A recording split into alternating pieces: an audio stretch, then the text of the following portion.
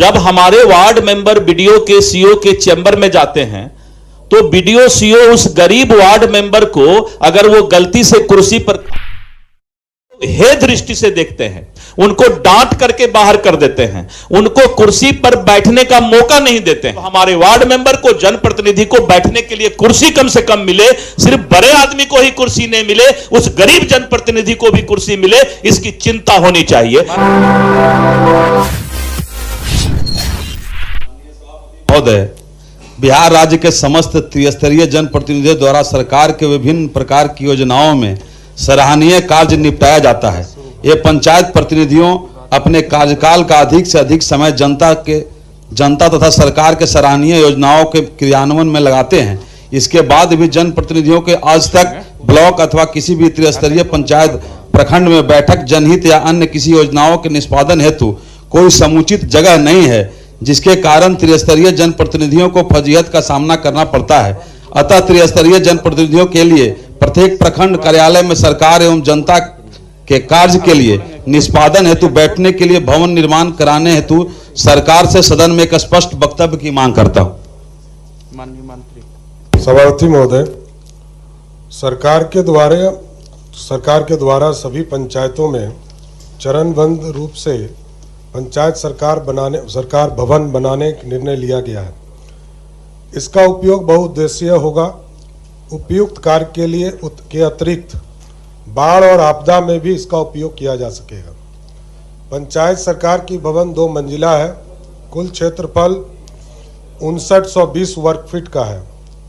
भवन में पंचायतों के प्रतिनिधि एवं पंचायत स्तर के कर्मियों के स्थान, ग्राम कचहरी के न्यायालय कक्ष, अभिलेखों के संरक्षण के लिए स्थान, स्टोर, पंचायत स्टैंडिंग कमेटी की बैठक के लिए हॉल, नागरिकों के लिए स्वागत कक्ष, महत्वपूर्ण कर्मियों के लिए आवासीय खंड, कंप्यूटराइजेशन सेवा प्रदान करने के लिए सेवा केंद्र, स्टोर, पैंट्री एवं शौचालय का प्रावधान किया गया है। वित्तीय वर्ष 2012-13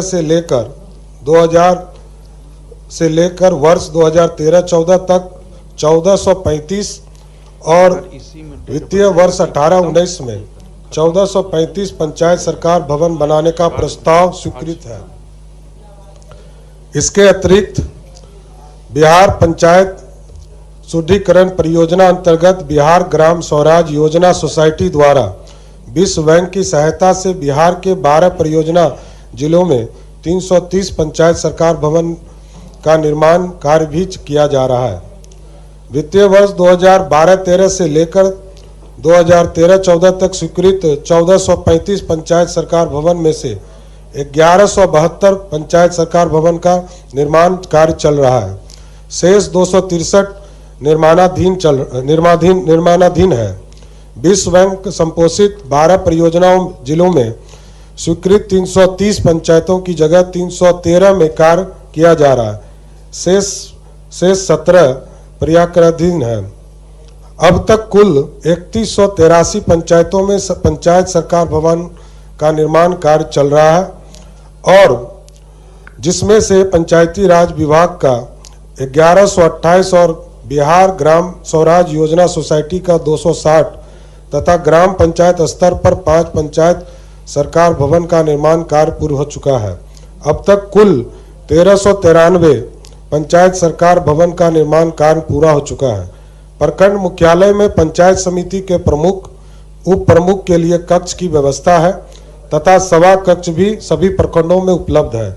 साथ ही अलग से जनप्रतिनिधियों के बैठने हेतु किसी प्रकार का भवन बनाने का फिलहाल विभाग के स्तर पर कोई प्रस्ताव नहीं है। माननीय मंत्री जी ने जो विभाग ने उत्तर दिया, इसमें विस्तार से उन्होंने पंचायत सरकार भवन की बात की है।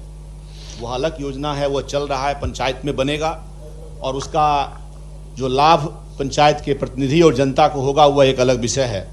लेकिन जो यह ध्यानाकर्षण का जो मूल भावना है, वह मूल भावना है प्रखंड स्तर पर। अंत में है कि यथा त्रिस्तरीय जनप्रतिनिधियों के लिए प्रत्येक प्रखंड कार्यालय में बैठने की तो प्रखंड कार्यालय में जो माननीय मंत्री ने अपना उत्तर दिया उसमें कहा कि प्रखंड के प्रमुख को अलग से कार्यालय है या कोई सभा भवन है, तो यह वस्तु स्थिति यह है कि ऐसा है नहीं। जो 500 कुछ प्रखंड हैं पूरे राज्य में, वहां प्रमुख को बैठने की व्यवस्था ठीक से नहीं है, सभा कक्ष अलग से नहीं है, और अगर है भी वह जहां तो वह उसका उपयोग पंचायत समिति के बैठक में केवल किया जाता है। यहाँ इस ध्यानाकर्षण के माध्यम से यह भावना है, और हम समझते हैं सदन की यह भावना होगी कि पंचायती राज के प्रतिनिधि ब्लॉक में आते हैं, प्रखंड में आते हैं, मुखिया आते हैं, पंचायत समिति के सदस्य आते हैं, वार्ड सदस्य आते हैं, और खास करके सरकार के प्रयासों के कारण 50% उसमें महिला प्रतिनिधि हैं। और जब वो ब्लॉक में काम कराने के लिए जनता का जब आते हैं और वहां जब उनको पदाधिकारियों के लिए इंतजार करना पड़ता है, तो आप सोच सकते हैं उनको बैठने के लिए कोई जगह नहीं है। सभा कक्ष जो पंचायत समिति के लिए है जहां वो बंद रहता है, क्योंकि उसमें जब सभा होगी, जब बैठक होगी तब खुलेगा, और वह यत्र तत्र ब्लॉक में जहां चाय दुकान पर खड़े रहते हैं, पेड़ के नीचे खड़े रहते हैं। हालात तब खराब हो जाता है महोदय जब उसमें जो महिला प्रतिनिधि हैं, शौचालय की व्यवस्था नहीं है। अब जो शौचालय है वहां वो बीडीओ साहब ताला मार के रखे हुए हैं, और वहां महिला हमारी माननीय मुखिया आती हैं, जिला परिषद सदस्य आती हैं, वार्ड सदस्य जो बड़ी संख्या में महिला हैं, जब वो वहां उनको इंतजार करना पड़ता है, तो एक तो बैठने के लिए नहीं, मूलभूत सुविधा जो है जन सुविधा के रूप में आप कहते हैं शौचालय, पीने के लिए पानी, ये तमाम चीज नहीं है। तो मुझे लगता है कि जो यह ध्यानाकर्षण लाया गया है माननीय सदस्य के द्वारा, उसमें भावना यह है कि प्रत्येक प्रखंड में ऐसी कोई व्यवस्था हो जहां त्रिस्तरीय पंचायती राज के प्रतिनिधि अगर जनता के काम के लिए वहां जाएं और पदाधिकारियों के लिए उनको इंतजार करना पड़े, उनको कुछ बैठना पड़े, तो उसके लिए बैठने की व्यवस्था महिलाओं के लिए अलग से, पुरुषों के लिए अलग से, और पूरे जन सुविधा युक्त हुआ बैठने के लिए वहां स्थान बने। ऐसी कोई योजना सरकार के पास है तो उसको करना चाहती है कि नहीं? जी, प्रश्नकर्ता भी कोई प्रश्न पूछना चाहते हैं या यही प्रश्न है जो महोदय करेंगे? इधर भी बहुत सारे माननीय प्रतिनिधि हैं। माननीय महोदय, ये तो अच्छा है कि आज शिक्षा विभाग का मामला नहीं है, नहीं तो बड़ा अच्छा होता कि हुजूर आसन पर थे, सब शिक्षा विभाग आज हुजूर पास हो जाता। महोदय, जो मानसिकता है पदाधिकारी का, उसके बारे में मैं बताना चाहता हूं। जो त्रिस्तरीय पंचायती राज के अंतिम पायदान का जनप्रतिनिधि वार्ड मेंबर है, जब वो बीडीओ सीओ के कार्यालय में जाते हैं तो प्रखंड के जो पदाधिकारी होते हैं, जो कर्मचारी होते हैं, उनको बहुत ही हीन भावना से देखते हैं जी। और प्रखंड विकास में बहुत बड़ी सत्य को ये सदन के सामने रख रहा हूं कि जब हमारे वार्ड मेंबर बीडीओ के सीओ के चैम्बर में जाते हैं तो बीडीओ सीओ उस गरीब वार्ड मेंबर को, अगर वो गलती से कुर्सी पर, आज तक तो मैंने नहीं देखा कि उसको कुर्सी पर बैठने के लिए बोला गया, जबकि सरकार और माननीय नीतीश कुमार जी का यही सपना है कि समाज के अंतिम पंक्ति में बैठे हुए व्यक्ति को सम्मान मिले। और जब माननीय मुख्यमंत्री जी का यह सपना है, और वहीं पर जिस तरीके से प्रखंड में जो पदाधिकारी हैं, वार्ड मेंबर जो बेचारा अंतिम पायदान का सबसे अंतिम जनप्रतिनिधि हमारे पंचायती राज प्रतिनिधियों के बीच है, जब वो जाते हैं तो वो उनको हे दृष्टि से देखते हैं, उनको डांट करके बाहर कर देते हैं, उनको कुर्सी पर बैठने का मौका नहीं देते हैं।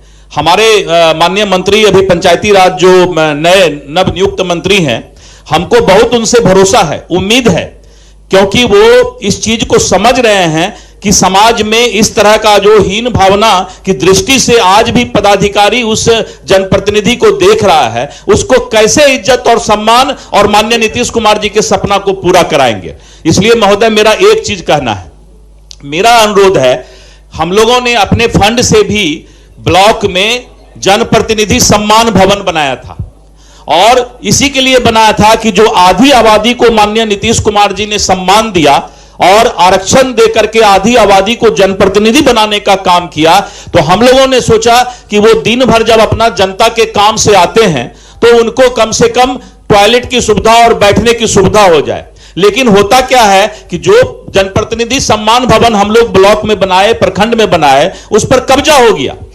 इलेक्शन के समय कब्जा हो जाता है हुजूर, आप बैंक खोल देता है, और होता क्या है कि कब्जा होने के बाद बेचारा जनप्रतिनिधि फिर रोड पर बैठने के लिए मजबूर हो जाते हैं।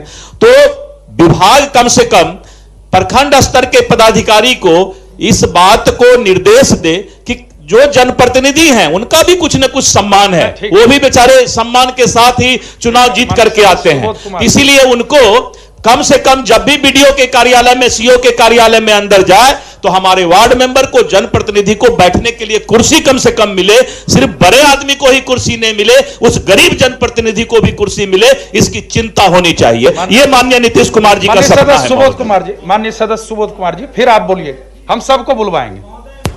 मिलता ही जुलता पूरक है महोदय। महोदय जल्दी संक्षेप में बोला जाए। हमारे माननीय सदस्य राजन सिंह द्वारा जो प्रश्न लाया गया, ध्यानाकर्षण लगाया, बहुत ही महत्वपूर्ण है महोदय। एकदम महोदय सटीक प्रश्न किया जाए। सटीक महोदय, सटीक महोदय। जिस तरह से ब्लॉक की और पंचायत की दूरी 15-15 किलोमीटर, 14-14 किलोमीटर, 12-12 किलोमीटर होती है महोदय। हम लोग आरक्षण दे दिए, सरकार आरक्षण दे दी, लेकिन जो हमारी आधी आबादी है, आधी आबादी जो जब ब्लॉक में आती है तो उनको बैठने के लिए जगह नहीं रहती है महोदय।